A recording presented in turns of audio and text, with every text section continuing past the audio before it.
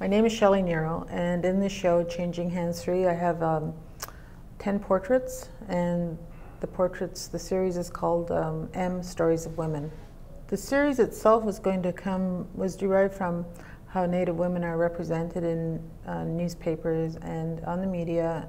And I don't know about the US, but in Canada, that representation really has a negative impact. And the stories that revolve around Native people and especially Native women, it seems to be targeted towards women where they are, sort of like with their children living in the city and really kind of living in this life of low income and low expectations and all those sorts of things. I wanted to create a series that addressed those issues and really, I guess it was a finger pointing exercise saying like, look at how we're represented, look at what the media is trying to say about us. I use a lot of my family and my friends in my artwork, and I found I really like doing that because making art takes so much time, and it's a labor-intensive process, and it's almost like you're sacrificing being with your friends or your family.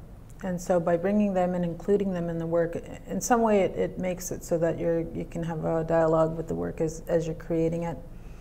And I like to feel that I'm also honoring my friends and family by putting them in that position. And I really want the work to be as beautiful and as compelling as it can be by placing them within that work. I just think too, by doing that, it's archiving their image at the time that the work has been made. And at the beginning of the 19th century, like photographs of Native people taken by Native people was so limited. Like, there were maybe a few out there, but Edward Curtis, of course, was the major influence on how Native people were represented.